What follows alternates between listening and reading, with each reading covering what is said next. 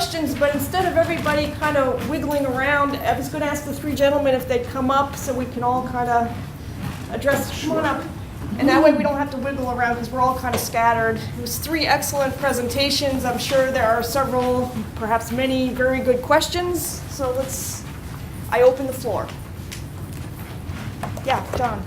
Are there any statistics on how many converts these missionaries achieved during this entire period? Yeah, there are. I don't have them at on the tip of my tongue, but if it would run in the thousands. And I think that things really accelerate in terms of converts. Let's say, from the very first Protestant missionary in 1807 to this period of flux that I was talking about. Very, very few, because missionaries were stuck in the treaty ports or Canton for much of that. And they hadn't yet diversified. But once they diversified with schools and hospitals and famine relief and so on, then the converts started to steamroll. Now, still a tiny percentage of the overall population. I could, if you were to email me, I could get you some exact figures. How many of them are you supposed to be? Do you suppose that they are actually rice Christians or friendship Christians? That was something. Oh, exactly. And that was something that missionaries encountered a lot, and that they debated at their various missionary conferences. Which is, a lot of Chinese would convert to Christianity because it would get them access to often a little salary from the chapel or church in their small town, or that it would get them access to free food. And this was a problem, so I think there was a substantial number of rice Christians. Were you saying that the Babson, Seidenstricker, and Carey entered a kinder, gentler China when they first went over there in 1880, or did not they, exactly? Did they, I would say this.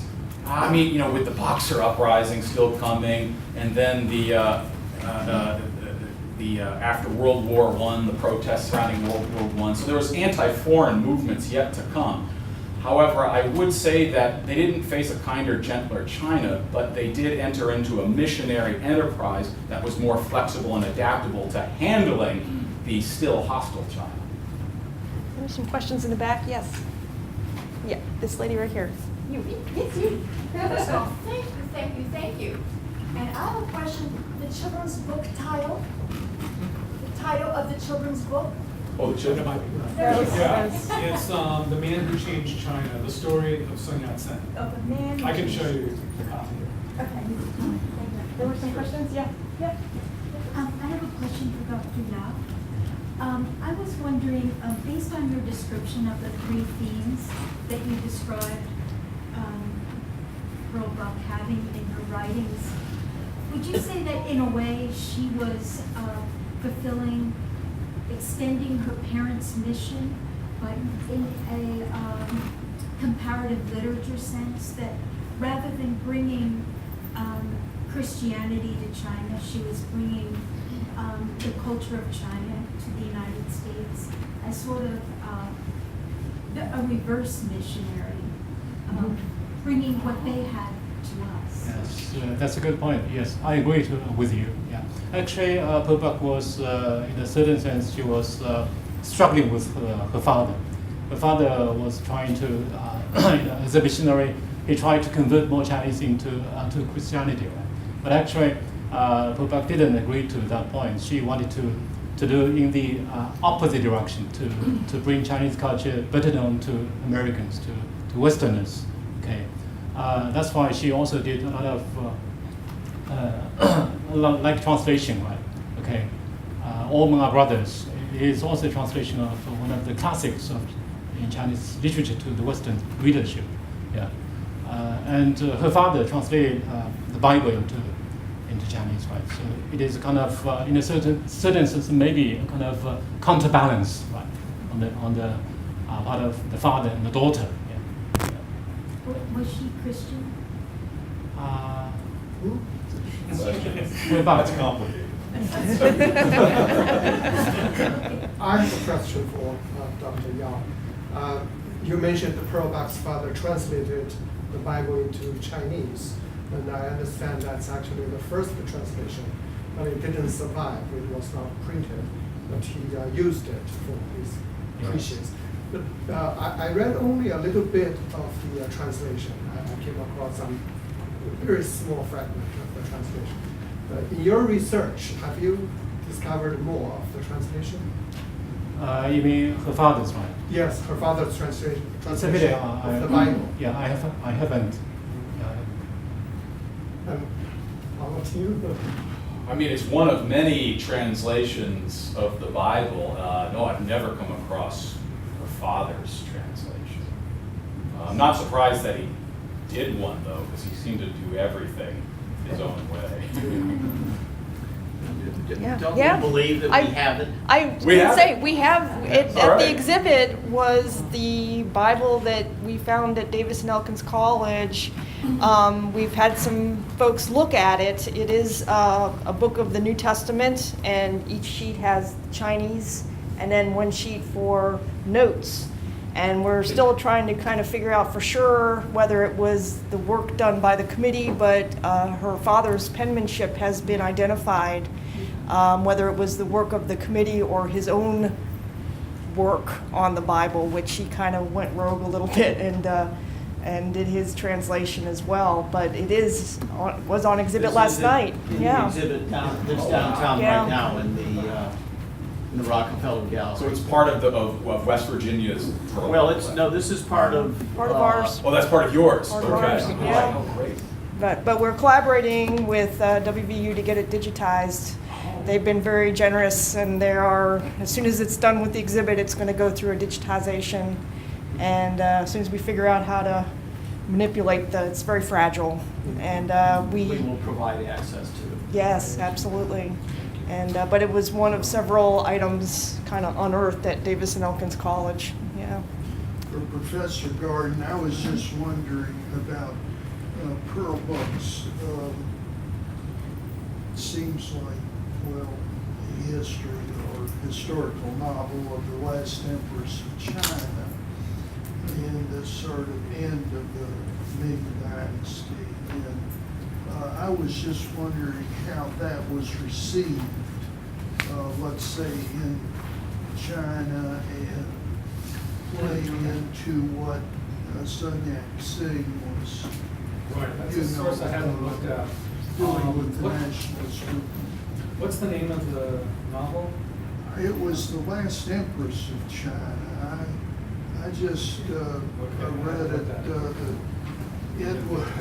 It painted a pretty lurid picture of the Empress, poisoning all of the potential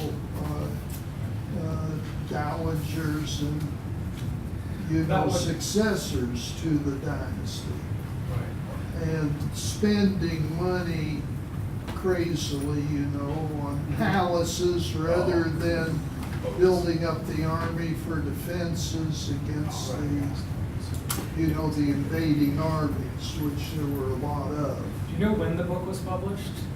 When she wrote it? Oh, I don't remember exactly when the book was Right, because it published. sounds like she's kind of making Sun Yat-sen's argument that this is a terrible regime and it must be overthrown and China's still making progress. The scholars have really panned that book. It's not highly regarded. It doesn't paint a fair picture.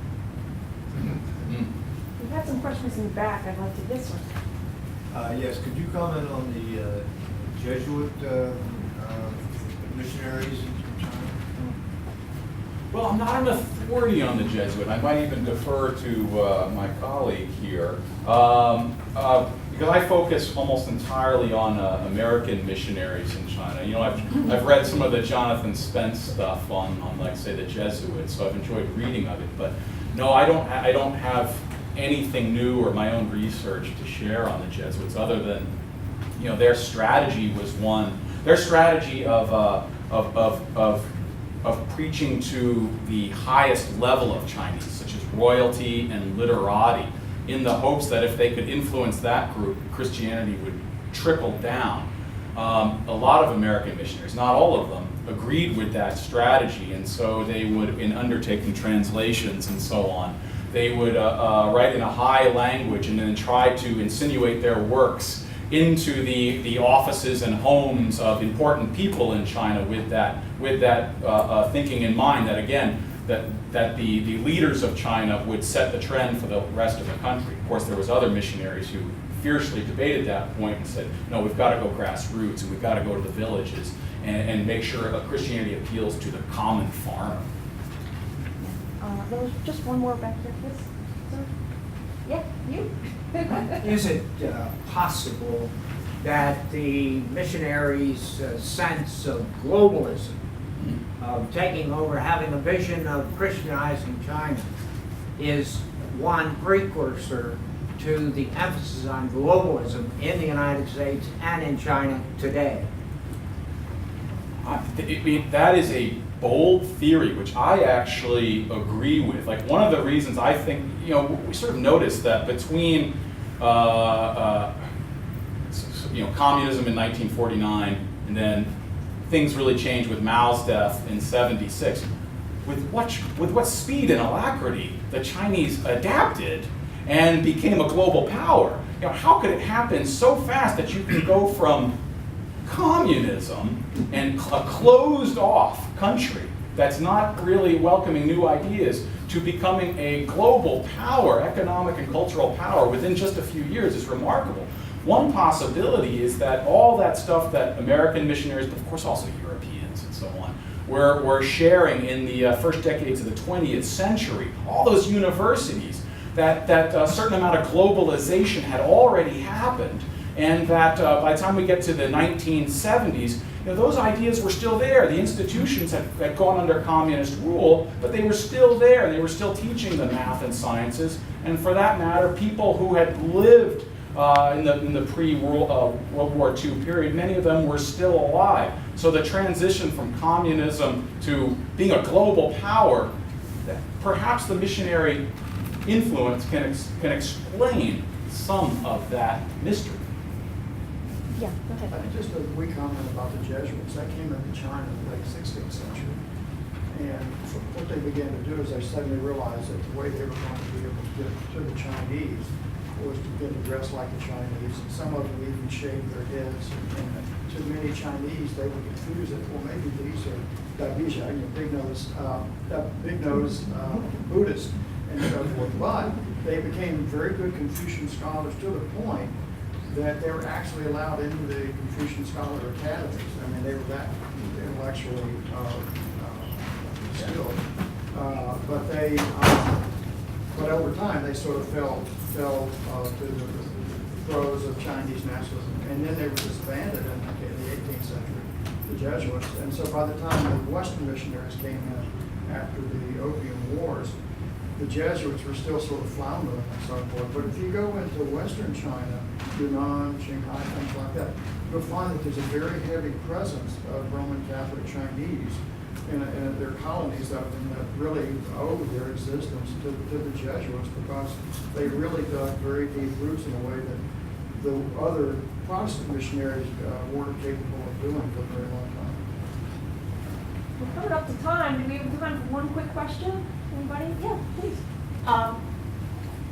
We had a lot of Chinese laborers who came over to build railroads, and they were not necessarily of the cultural elite.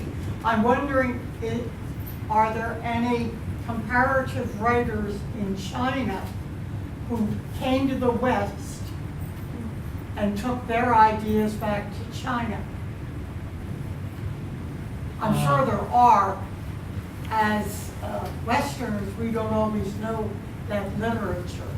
Yes, I believe so, but I haven't done much research in that aspect. Yeah, so it's difficult for me to make any comparison. The most famous is Yung Wing. Have you ever heard of that? So Yung Wing was educated by missionaries in Macau in the 1830s. One of the missionaries took him back to the United States. He went to Yale and graduated from Yale in 1854, the first Chinese student ever at Yale.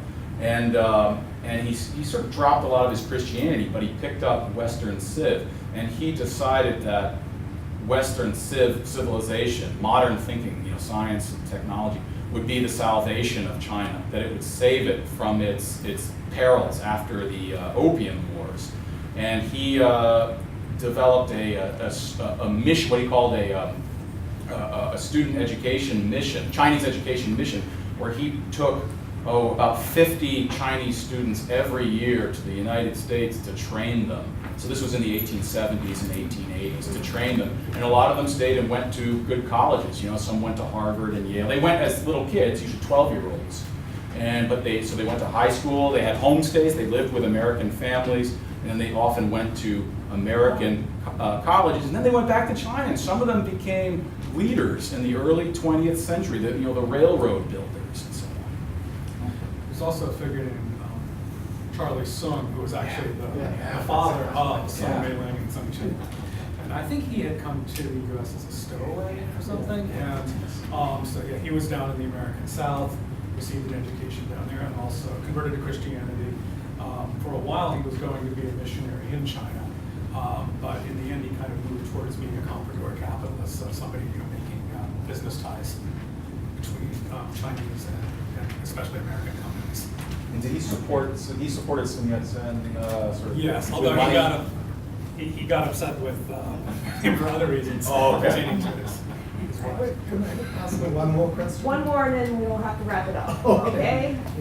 And Sun Yat-sen, that's how we call Right. him in Chinese, was well regarded as a predecessor of the Communist Revolution, and he was regarded as China's George Washington or Cromwell. And, but then after the Cultural Revolution, we began to reevaluate Sun Yat-sen, and many people found him more like a dictator, and he did a lot of harms as well. And if you have been to his mausoleum, Yes, I have. it's grander than any Ming or Qing emperor's mausoleum.